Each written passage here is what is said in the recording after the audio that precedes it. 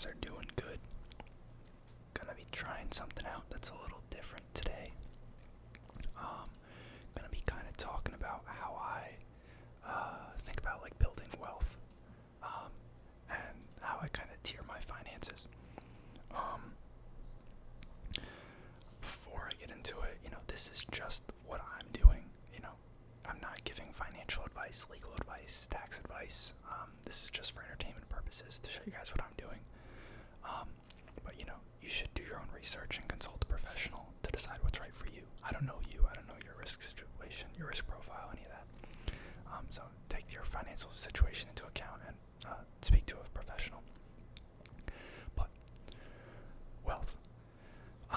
So assuming that you have some source of income,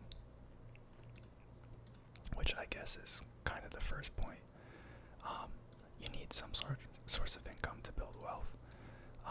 So whether it's a part-time job or a full-time job, maybe you do contracting, or you have some sort of online business. Whatever it is, you have money coming in from somewhere, right? You need to have this initial income stream. Now,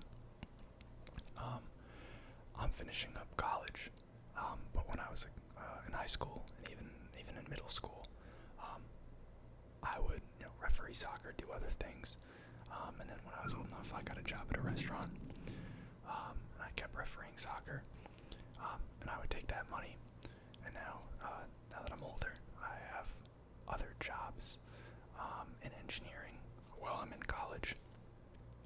I'm fortunate that I have excess money after expenses and stuff. A lot of people aren't that fortunate, and I understand that. But most engineering internships now pay pretty nicely. And some of you may be out of school, or you may already have a full-time job if you didn't go to college. Maybe you're in trades or something else. A lot of ways you can go about it. But you need to have some source of income. So this is how I think about it. So I have this source of income that comes in, right? From that, immediately, there's two things that kind of get taken out. And obviously this would only work if your kind of expenses don't exceed how much you make, which I guess should be something that you should look at further if that's the case. But from that, I always pull out what my anticipated costs. This is a really big pen. I always pull out my anticipated costs for the next month, and I pull out what I want to put into savings or investments. So let's put that here. And then typically there's some amount left over. May not be a lot, but that's kind of what I consider my discretionary spending. And I'm drawing this with a mouse, so forgive my crappy. That's discretionary spending. So from this, this usually sits in my checking account, at my bank or whatever, and it sits there until I need it. And then obviously there's a little extra money in there because sometimes you spend more than you think for the month, sometimes you spend less. But that always gets taken into account first before you spend anything on discretionary purchases. And then also saving money. You gotta pay yourself first. So before you go and decide that you want to go out to restaurants and stuff, you gotta look at your situation and set some goals for yourself. It could be retirement accounts, it could be saving up for a purchase, for a vacation, whatever, right? And this is how I typically tier this for myself. So from this saving bit, it's kind of like a funnel approach, and I don't know if you guys are into personal finance at all. You've probably seen a chart of some sort kind of showing you how to prioritize. Obviously it's a little bit up to personal discretion, but the key is to first build kind of a emergency savings. So this is going to be 3 to 6 months of living expenses, and I keep mine in a high yield savings account at a bank. secure, not a huge return, but this is money that you need to be able to access basically at any time, or at least that's how I treat it. So this is kind of like a funnel like this. So, assuming that you have money to spend after your costs, I'd build up this emergency savings. At this same time, some people argue it's before, some people argue it should be after. If you have any high interest debt, like credit cards and other stuff, I would pay that off here, because that's going to eat away at your savings. The APRs on a lot of that stuff is so high. So paying that down is a good idea in my opinion, for my own situation. Anything like mid to low single digits, so that's going to be your mortgages, car payments, I'm not too worried about, because those are pretty low and you can probably generate better return elsewhere. And then you kind of get the alpha on that money because you're not paying it back. You're earning on it. But assuming that there's then no high interest loans of any sort that I have outstanding, would then look at work. So a lot of employers, typically once you're full-time, you'll get 401k match.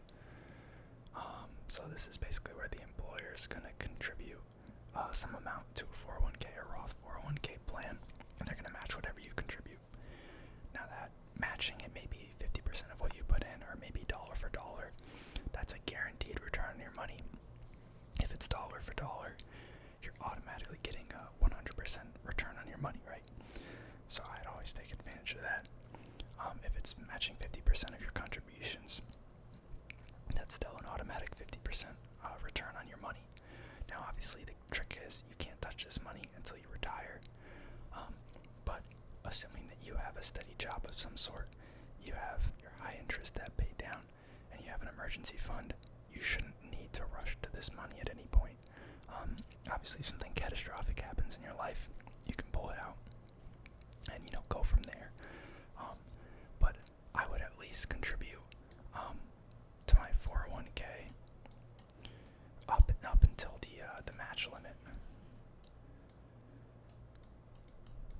and usually that caps out at a certain percent of your salary. Kind of depends on the employer. Wow, you guys hear that thunder?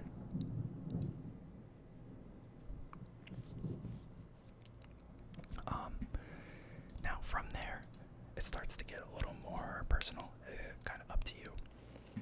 From here, I like to contribute and max out my Roth IRA. This is because I anticipate that right now I'm in a lower tax bracket than I'll be down the road. I'm still in school, I'm still a student, I don't have a full-time job, and I'd hope that 20 years down the road in engineering, I'll be making good money. So I'm taking advantage. Roth IRA, you pay the tax on the money now, and then when you withdraw it in retirement, that money is tax-free. So I would use this because you only get $6,000 a year, and once you hit a certain income threshold, you're no longer allowed to contribute to this. So I would next fill this up. Now, some people prefer, and I do split it a little bit, to have a normal taxable account going at the same time for some money you might want in the shorter term. This is going to be more money than you need for your immediate term, so it's not going to go in your emergency fund. But you don't want to put in a retirement accounts because it's a little, you might want it a little sooner than that. You might want it to buy a house, you might want it to get a new car, you might want it to go on vacation in a couple of years, something like that. So at the same time, you could be splitting this between, this is probably where I'd start to split it between once I'd max these two things out and have my emergency fund. And so this could be just like a normal brokerage account, at like Charles Schwab, Fidelity, TD, whatever. Brokerage. Gosh, I can't write with this at all. And from there, that's when you can